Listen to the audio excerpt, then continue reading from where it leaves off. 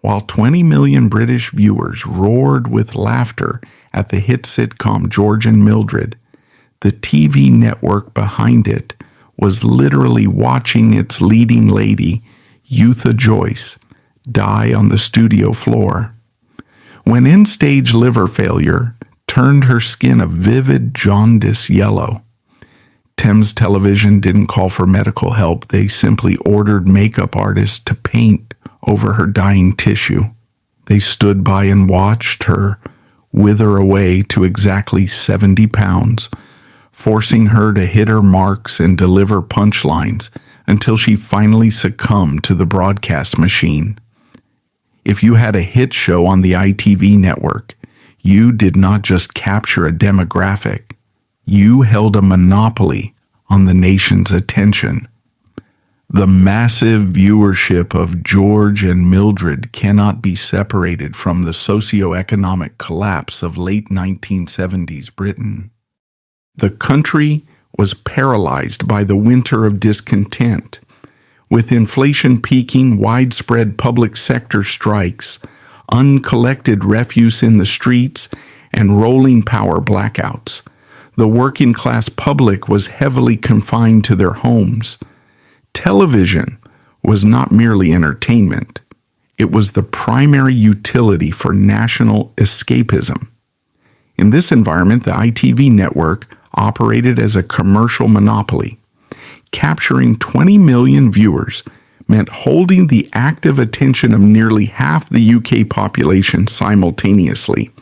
For Thames Television, this translated to unprecedented advertising leverage.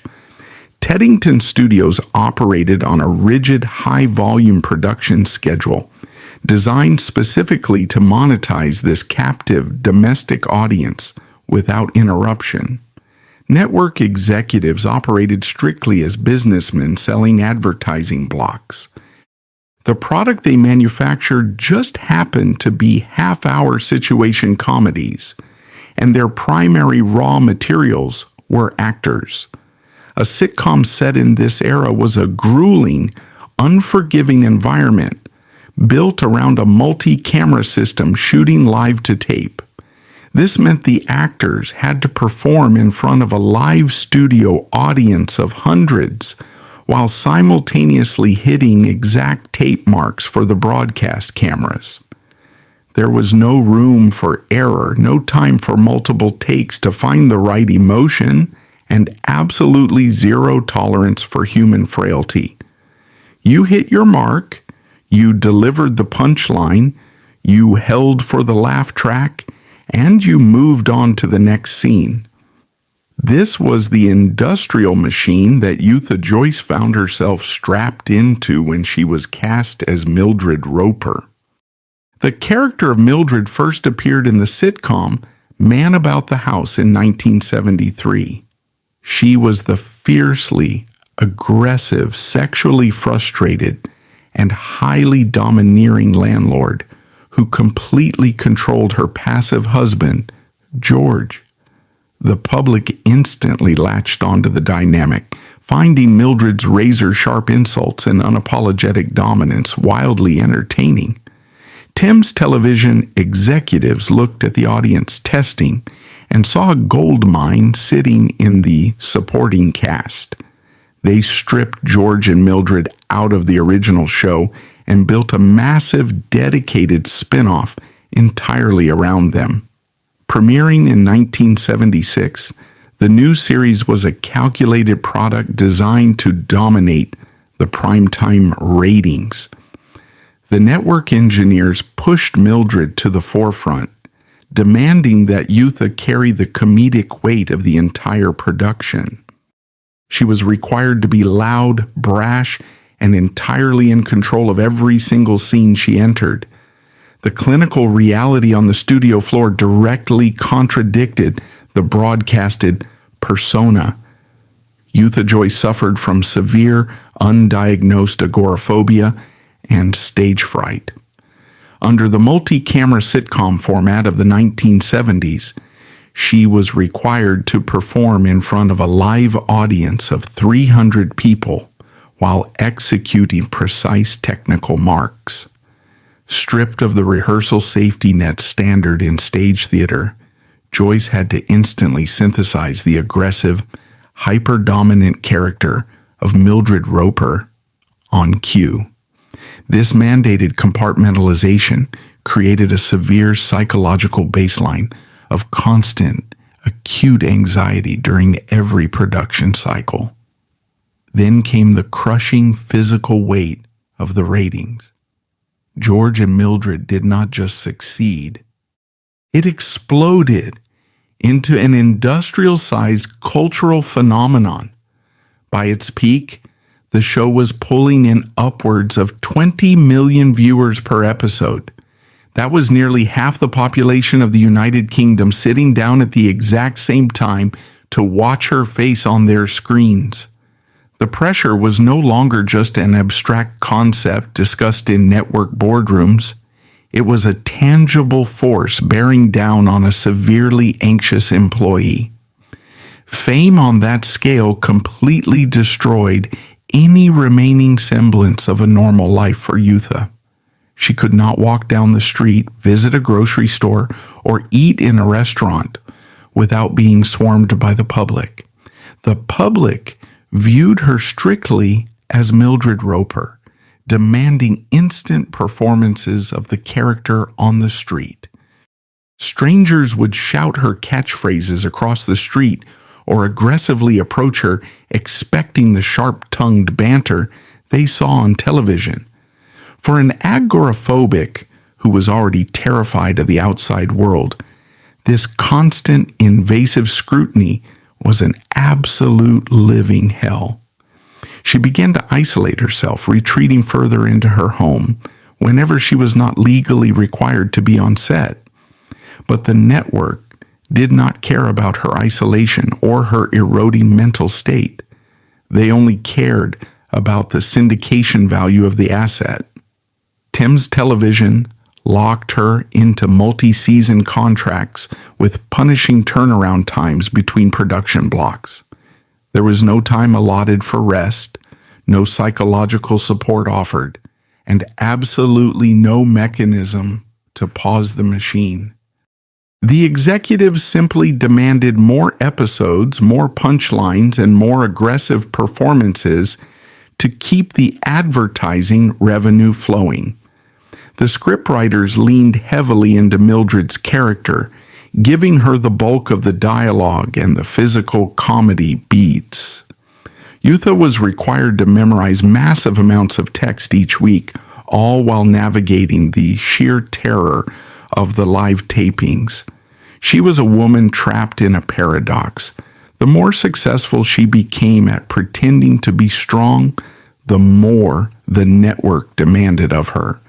She was carrying the financial weight of a massive broadcast property on the shoulders of a deeply fragile mind. The system was pushing her toward a cliff, and she had no legal or financial way to pull the emergency brake. The legal framework governing UK television production in the 1970s offered no psychological safety nets. British Actors Equity Association, Equity, had established baseline pay scales and working hours, but standard ITV contracts lacked modern occupational health and mental welfare clauses. Actors were legally classified as independent contractors rather than permanent studio employees. Joyce's contract with Thames Television strictly stipulated appearance dates, dialogue memorization, and promotional mandates.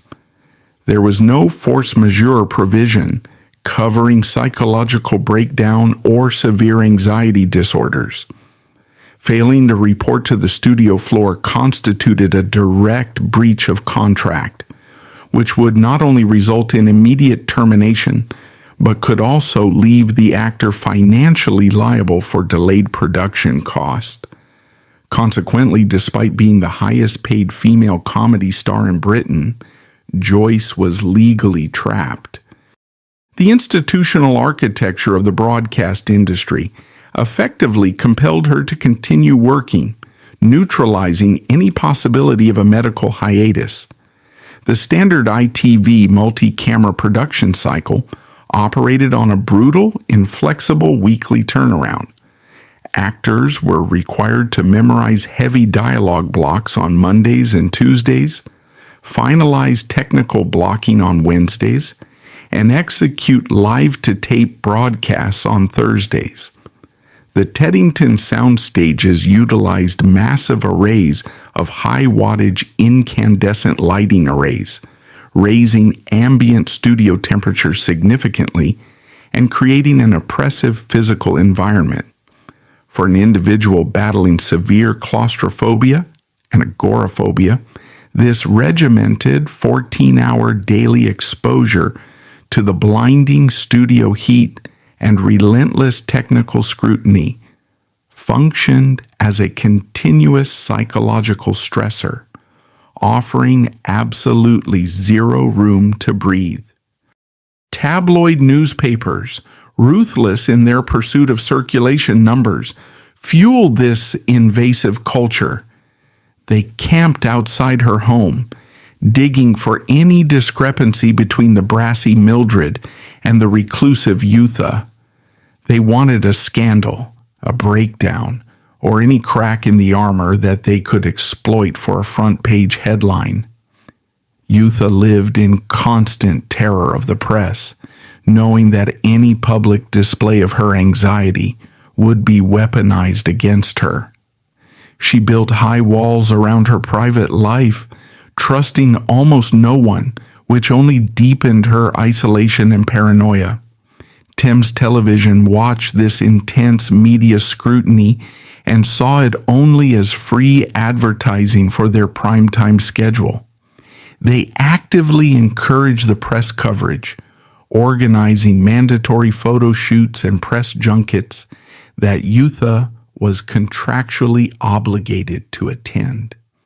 She was forced to sit in sterile hotel rooms, fielding deeply personal questions from cynical journalists, while network publicists watched the clock.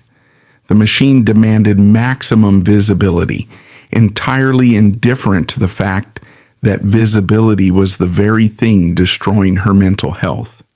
She was a trapped asset, generating millions of pounds for a corporation that viewed her psychological collapse as an acceptable operational hazard. As 1977 bled into 1978, the ratings held steady at 20 million, locking her into an inescapable cycle of production. The network ordered another season, another batch of scripts, another grueling block of tape days in the Teddington hangars. The realization hit Yootha with terrifying clarity. There was no exit strategy. The show was too successful to cancel. The contracts were ironclad, and the financial machinery of Thames Television would never willingly stop running. She was staring down the barrel of a multi-year sentence, forced to be Mildred Roper until the public finally got sick of her. The financial mechanics of this exploitation were staggering. In the late 70s, a 30-second advertising slot during a primetime broadcast of George and Mildred commanded a massive premium. Major British corporations paid exorbitant sums to reach half the country in a single evening. A single episode generated enough revenue to fund the entire Teddington studio complex for a month. Thames Television was printing money, and the source of that immense wealth was the nervous system of a 50-year-old woman. Despite being the face of the franchise, Yootha Joyce did not see a fraction of the immense wealth she generated. The standard network contracts of the era offered no residual payments, no syndication percentages, and no back-end profits for the actors. She was paid a flat episodic fee, a comfortable living by normal standards, but a microscopic percentage of the actual corporate gross. She was a wage laborer in a very expensive factory, generating millions for the executives who sat in quiet offices miles away from the studio floor. The executives took the profits. Yootha took the psychological damage. The sheer repetition of the schedule began to wear away her physical resilience.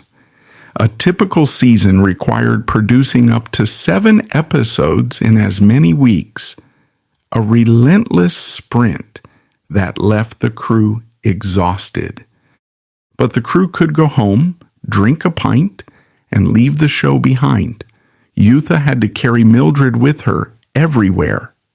The character was heavy, demanding, and required an aggressive energy that drained her completely by the end of each tape day. She was running a weekly emotional marathon, and her body began to signal that it could no longer sustain the pace. The insomnia hit first. The adrenaline required to survive the live tapings refused to dissipate. When she finally returned to her empty house, she would lie awake for hours, her heart racing, anticipating the terror of the next script reading, the next blocking session, the next audience. Without sleep, her natural anxiety metastasized into outright panic. Her hands began to shake during the day, a subtle tremor that she desperately tried to hide from the directors and the camera operators. Thames Television and the broader ITV network operated within a management structure that lacked modern occupational health protocols. The institutional response to Joyce's visible deterioration, tremors, severe weight loss, and cognitive fatigue was operational rather than medical. Halting production for rehabilitation meant breaching syndication contracts and refunding primetime advertising slots. Consequently, the network maintained a stance of willful ignorance. As long as Joyce fulfilled the legal stipulations of her contract, arriving on set and delivering dialogue, her functional alcoholism was treated as an acceptable, unacknowledged operational hazard. Something had to break. The sheer weight of 20 million sets of eyes, the punishing demands of the Thames Television executives, and her own crippling stage fright finally triggered a collapse. She could no longer step onto the soundstage using just her own resolve. The fear had become too large, the demands too heavy, and the environment too hostile. As the network pushed the schedule forward into the next brutal season, Yootha Joyce made a desperate, fateful pivot to survive the machine. To bypass her escalating panic disorders and meet the production schedule, Joyce developed a severe clinical dependency on high-proof brandy. What began in the early days as a quick glass to steady her nerves rapidly expanded into a continuous day-long drip. As her body built a natural tolerance, her baseline requirement hit staggering, lethal levels. By the peak of the series, she was consistently consuming over half a liter of brandy every single working day. This intake was not recreational. It was a rigidly scheduled self-medication protocol required before makeup, blocking, and live tapings just to render her functional under the studio lights. Maintaining the aggressive dominant persona of Mildred Roper while simultaneously managing severe stage fright required Joyce to sustain a continuous, highly elevated blood alcohol concentration, BAC, throughout the taping day. Alcohol consumption was not restricted to off hours. It was actively integrated into her on-set routine. Crew members and production assistants frequently facilitated this dependency, ensuring high-proof brandy was concealed within the styling rooms and readily accessible immediately before entering the studio floor.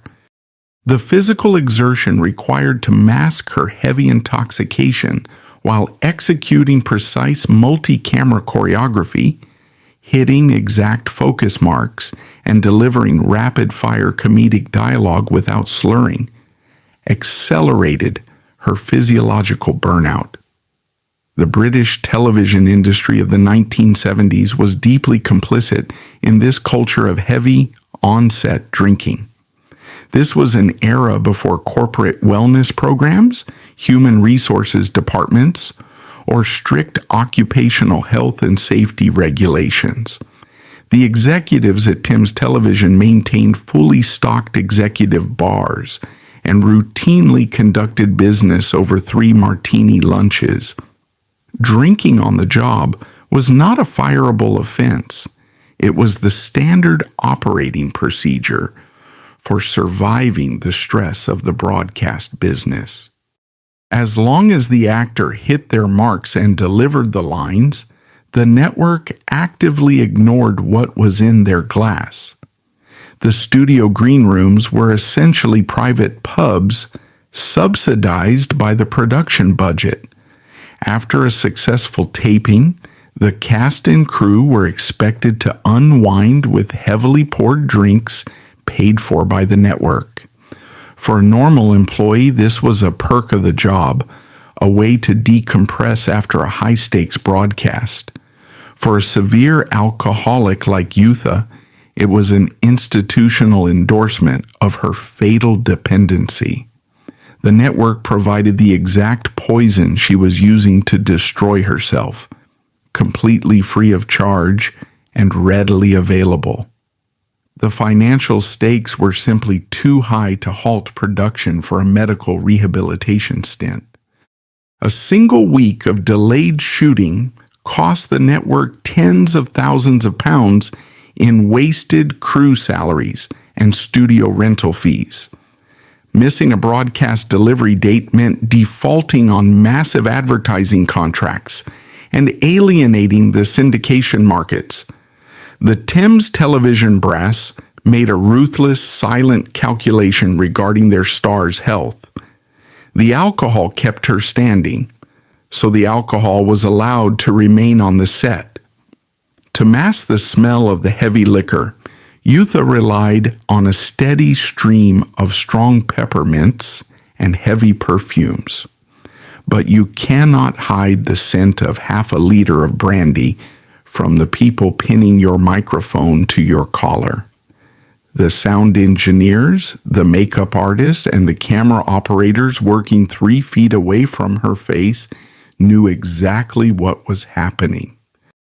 They could smell the sweet, fermented odor seeping from her pores under the hot studio lights. It was an open secret, universally acknowledged but strictly forbidden from being officially reported up the chain of command. The physical mechanics of hiding a severe addiction on a crowded set required constant, exhausting vigilance. She had to ensure her diction remained crisp, actively fighting the slurring effect of the alcohol on her vocal cords.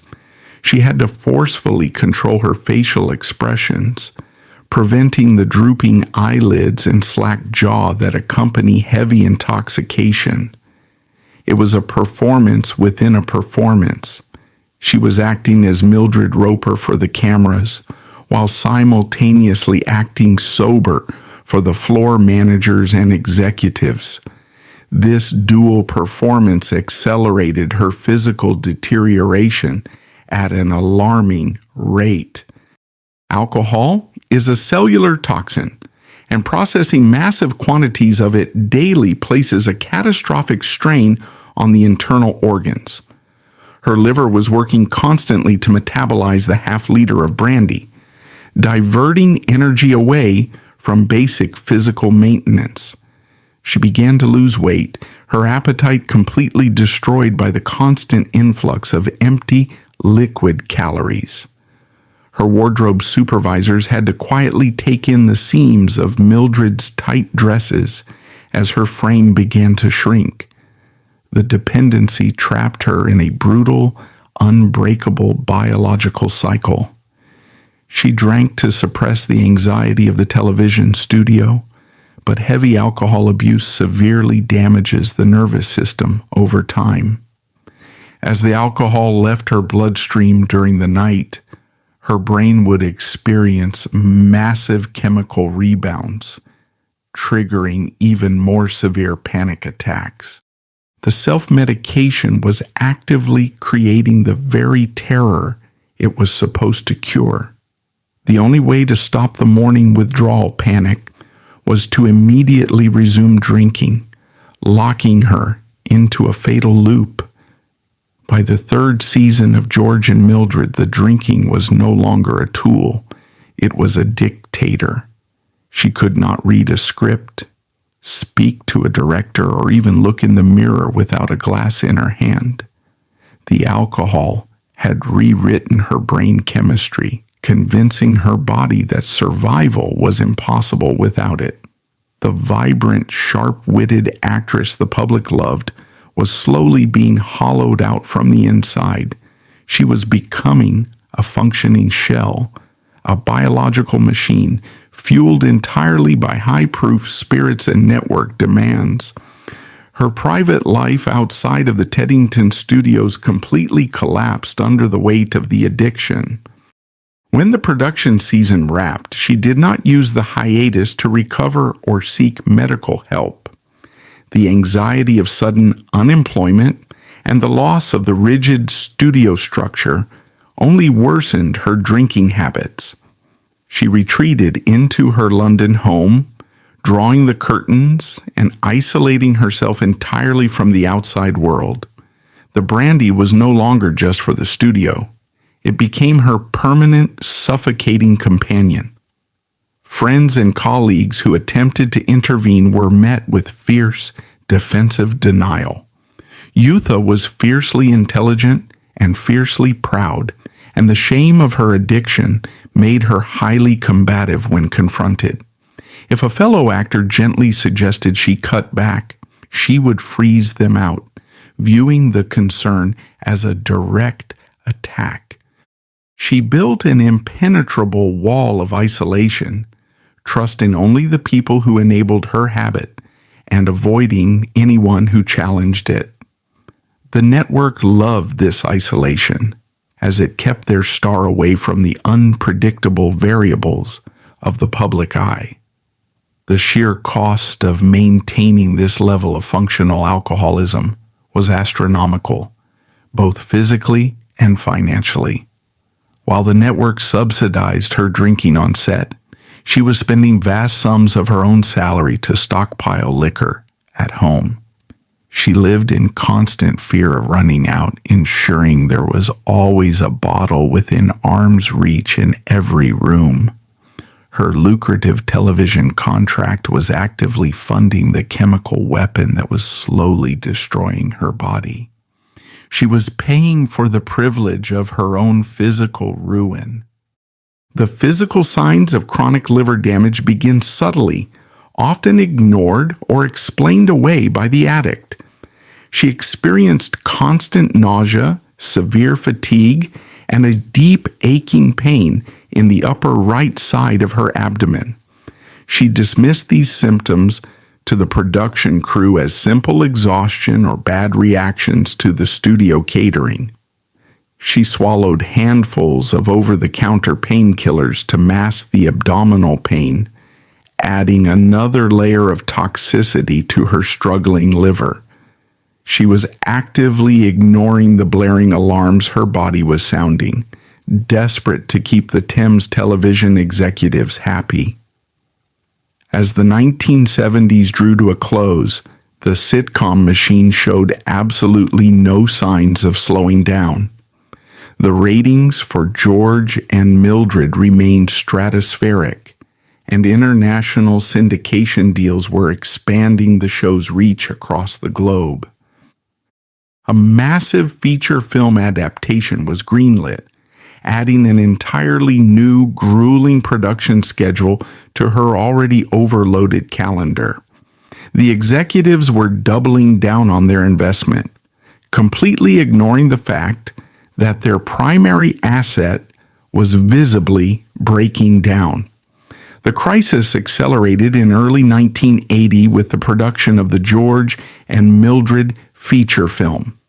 This project shifted operations from the controlled, closed-door multi-camera environment of Teddington Studios to single-camera location shoots at Elstree Studios and various outdoor locations.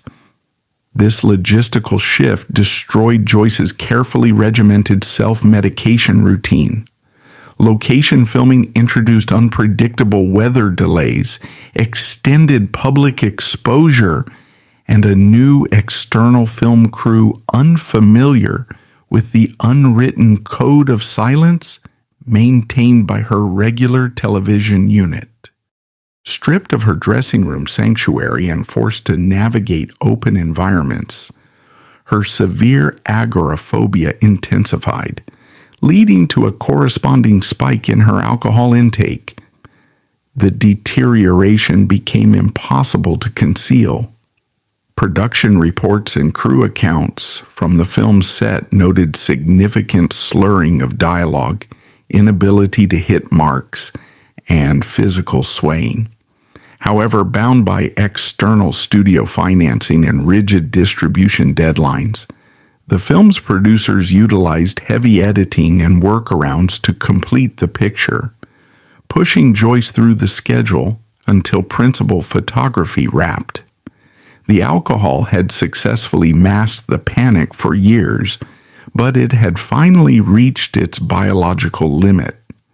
The liver can regenerate from mild damage, but continuous heavy exposure to toxic volumes of alcohol causes irreversible scarring. This scarring, known as cirrhosis, acts like concrete pouring into the organ, choking off the blood supply and stopping all filtration. Yootha Joyce was rapidly approaching this fatal tipping point, still locked into contracts demanding years of future performances. The network had successfully trained her to prioritize the broadcast schedule over her own basic survival. She had internalized the brutal logic of the industry. The show must go on, regardless of the physical toll it took. She continued to show up, she continued to drink the brandy, and she continued to deliver the punchlines. But the chemical buffer that had kept her functioning was about to turn violently against her. The internal damage could no longer be hidden by strong perfume and a forced smile. As she prepared to return to the studio for yet another season, the toxic bill finally came due. The liver, pushed beyond all functional capacity, began to fail completely, sending a surge of unfiltered toxins directly into her bloodstream. The carefully constructed facade of Mildred Roper was about to be shattered by a biological reality that no director could yell "cut" on.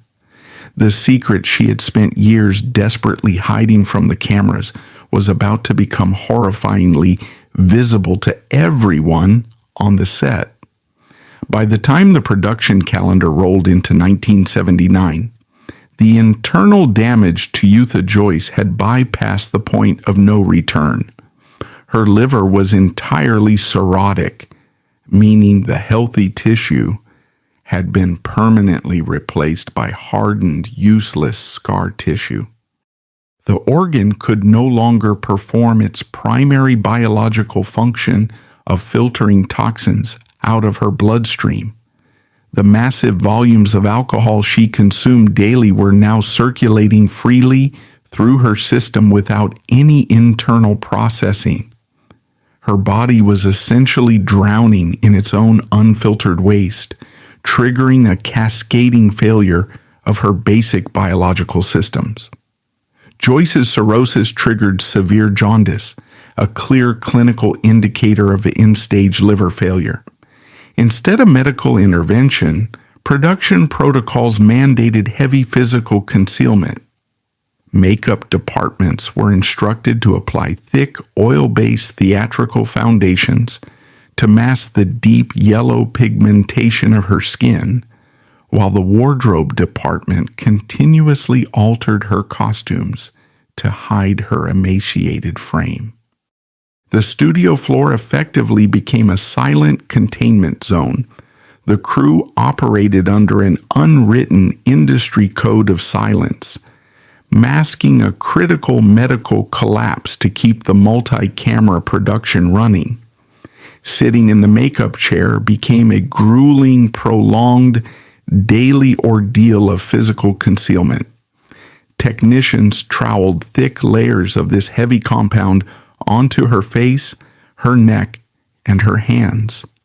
Every square inch of visible skin had to be coated to hide the reality of her failing liver from the broadcast cameras.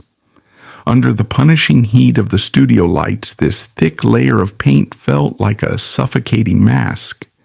She was actively sweating out high-proof brandy under a shell of heavy cosmetics, trapped inside a failing body. The brutal reality of 1970s television lighting made this cover-up incredibly difficult to maintain over a 14-hour tape day. The sound stages were illuminated by massive grids of incandescent lamps designed to eliminate shadows and provide a flat, bright image. These lights generated intense baking heat that caused normal makeup to melt within an hour.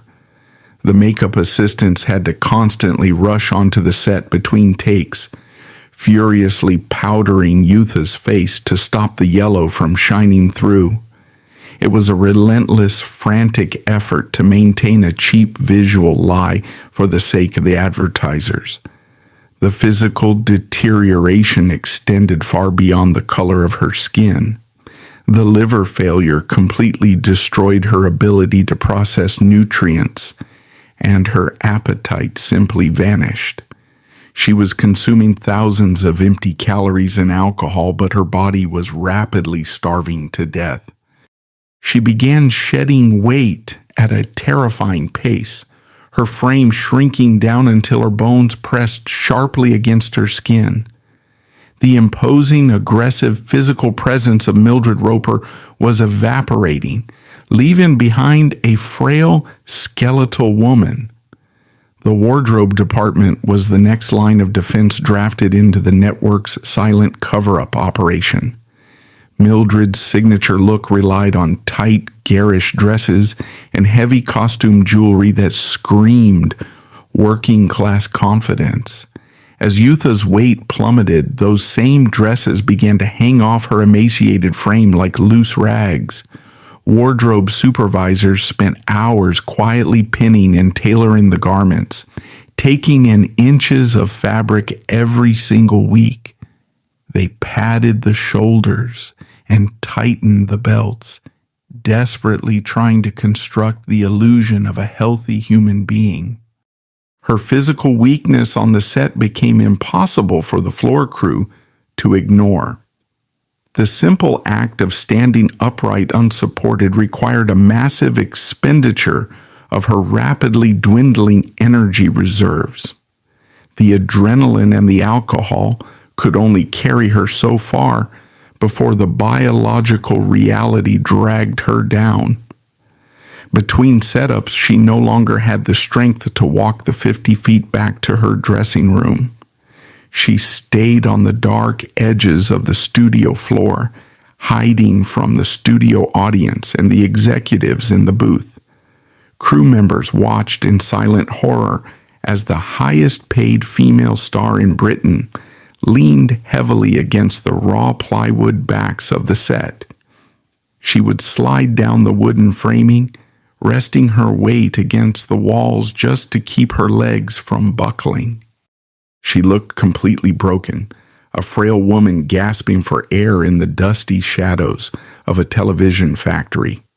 But the moment the floor manager shouted the 1-minute warning, the horrifying transformation had to occur again. She would push herself off the plywood, swallow the panic, and step back under the searing studio lamps.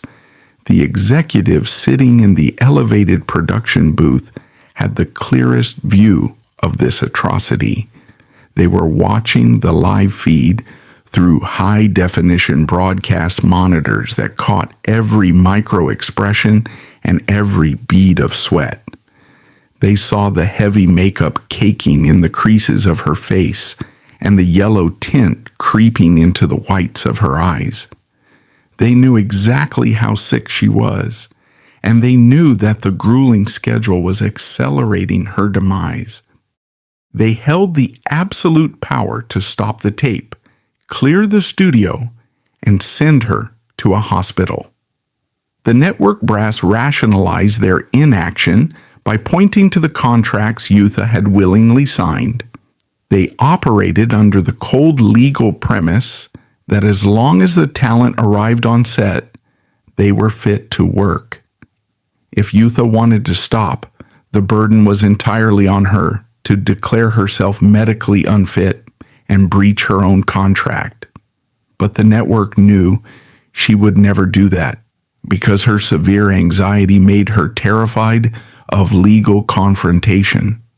They leveraged her fear of authority to keep her trapped in a production cycle that systematically destroyed her internal organs. Leaving the show would also mean publicly admitting the severity of her alcoholism to the aggressive British tabloid press.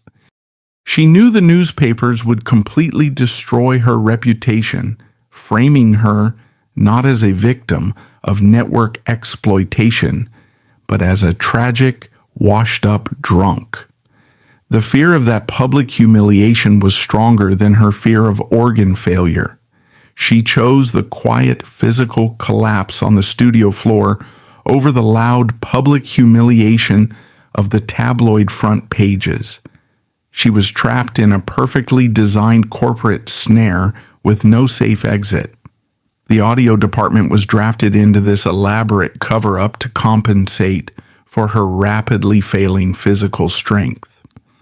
As her body withered, Joyce simply lost the core power required to push the dialogue out of her lungs, causing her aggressively booming delivery to thin out and drop in volume.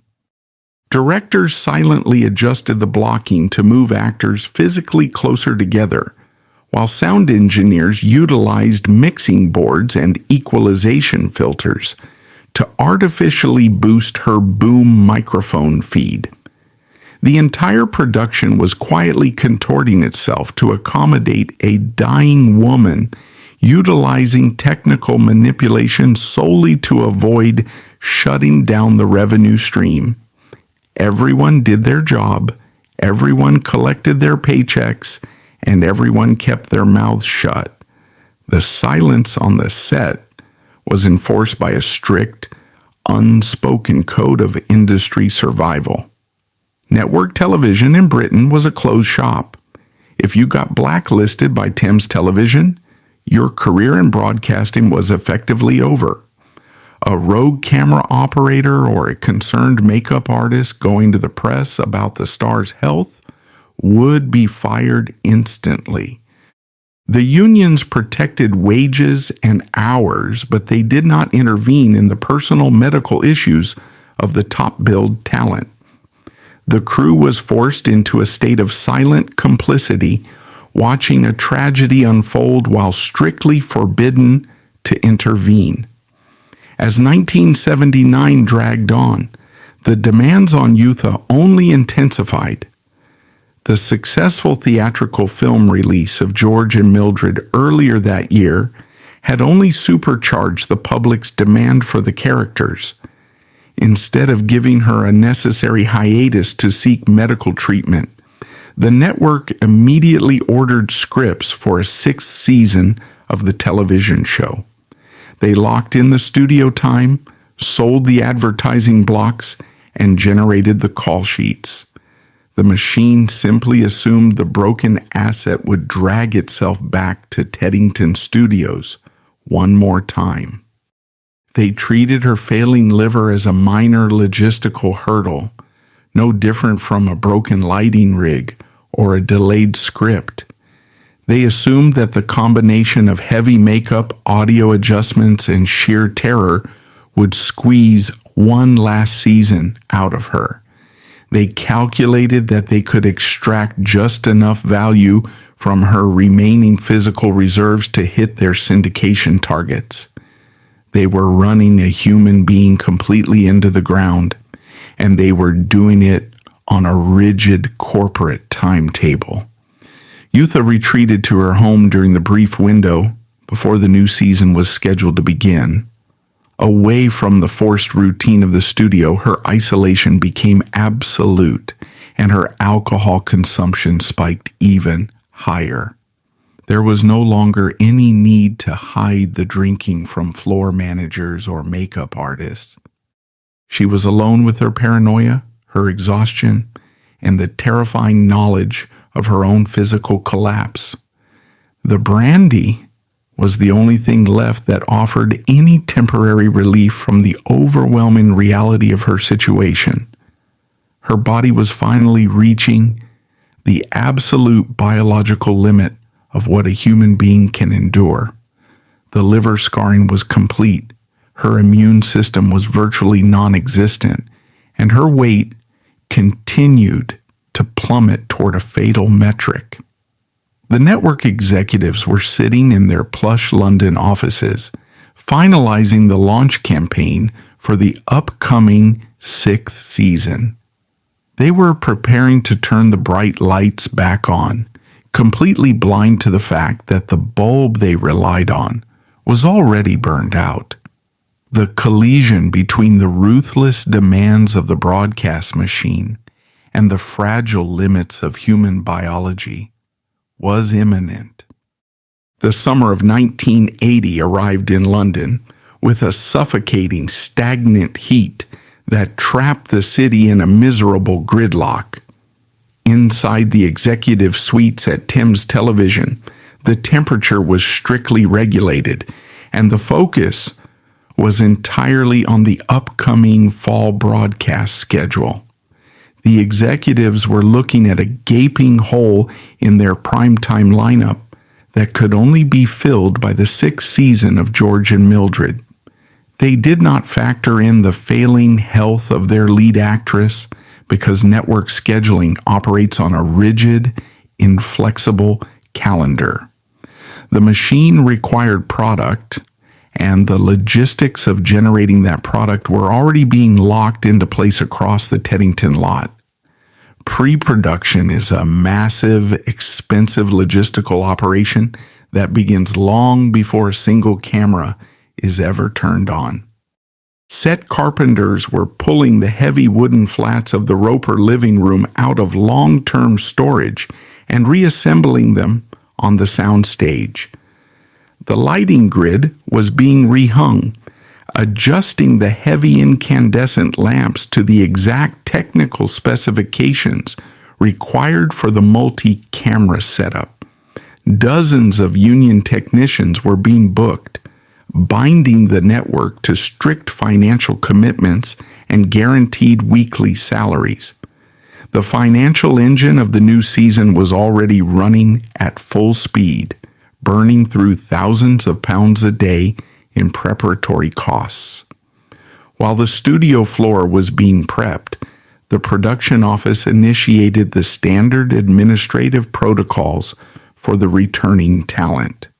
Thick stacks of freshly mimeographed scripts for the first block of episodes were loaded into manila envelopes and dispatched via network couriers.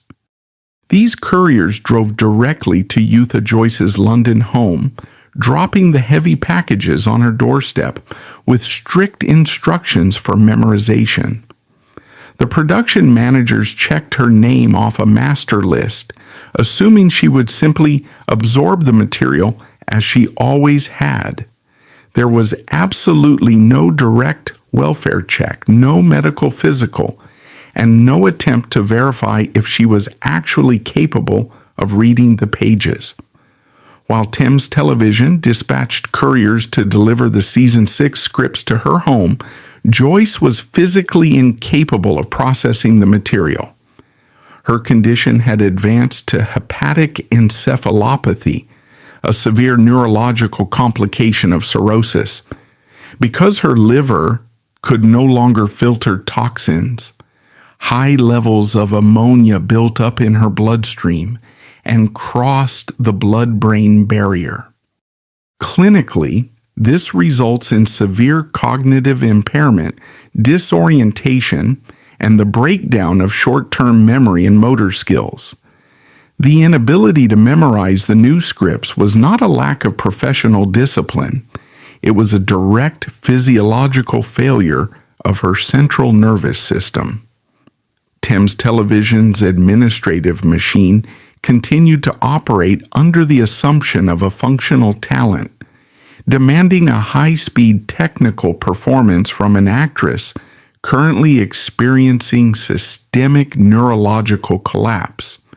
The industry standard for above-the-line talent in the 1980s required basic insurance physicals before major film productions, but television was notoriously lax.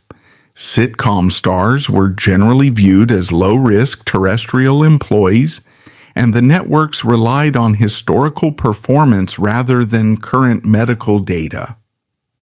Thames Television executives actively exploited this loophole, willfully choosing not to send a doctor to examine their visibly deteriorating asset. Plausible deniability was the prime directive. If the network did not officially know she was dying, they could not be held legally liable for pushing her. They wanted the signature on the contract and the body on the floor, deliberately ignoring the massive medical liability sitting in her home. The sheer arrogance of the production schedule was matched only by the absolute physical collapse of the star. Her body weight had plummeted to catastrophic levels, dropping well below 80 pounds as her digestive system rejected all solid food. Yet, in a cruel biological paradox, her abdomen began to swell massively due to a condition called ascites. With the liver completely hardened by cirrhosis, fluid backed up and pooled in her abdominal cavity, creating severe, agonizing pressure against her lungs. She looked like a famine victim, a skeletal frame carrying a distended, painfully swollen stomach that made it nearly impossible to breathe. The alcohol that had sustained her, medicated her, and ultimately destroyed her was no longer an option.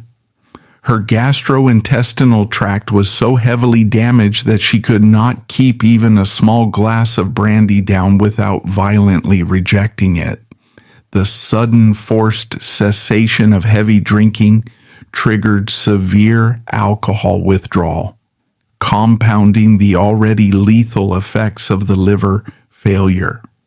Her nervous system went into massive overdrive, causing violent tremors and severe cold sweats that left her completely exhausted and dehydrated. She was trapped in a dual medical crisis, dying from the long-term effects of alcohol and simultaneously suffering the brutal shock of sudden withdrawal. She spent the final weeks of July completely isolated, lying in the dark, unable to answer the phone or respond to the production office.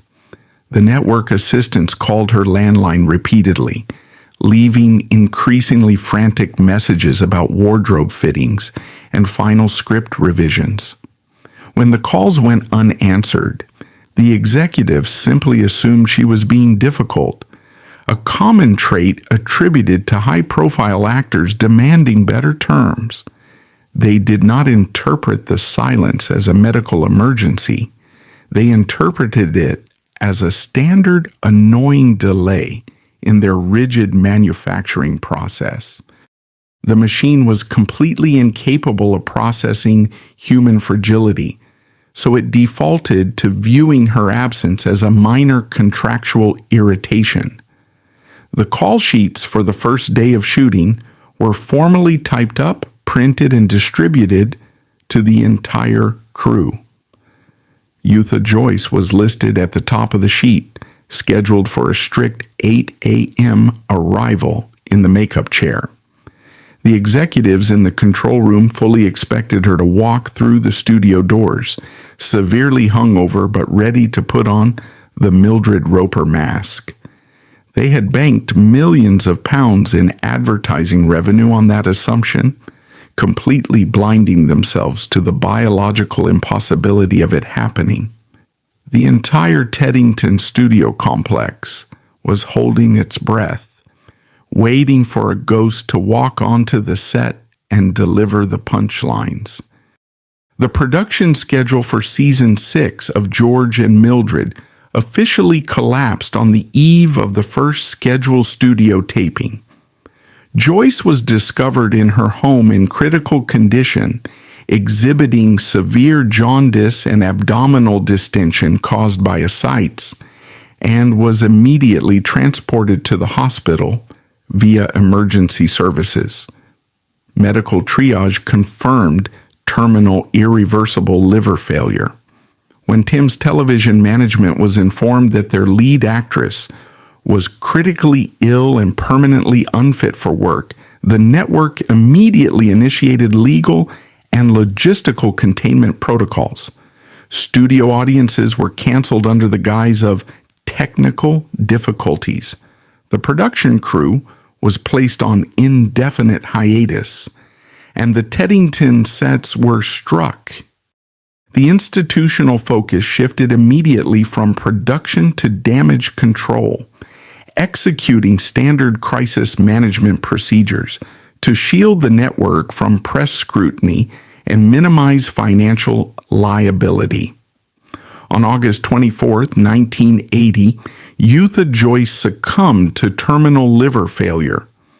Tim's television immediately activated a crisis management protocol, issuing press releases that framed her work-induced alcoholism as an unavoidable illness to shield the network from liability.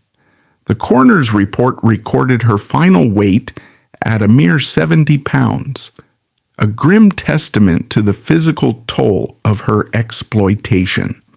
Before the public funeral even concluded, union carpenters dismantled the Mildred Roper sets, and network assistants scraped her name off the dressing room door to accommodate the next production.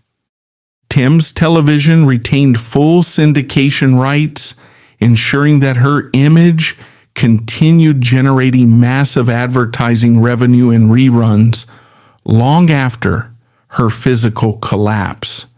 The broadcast machine simply shifted gears and moved on,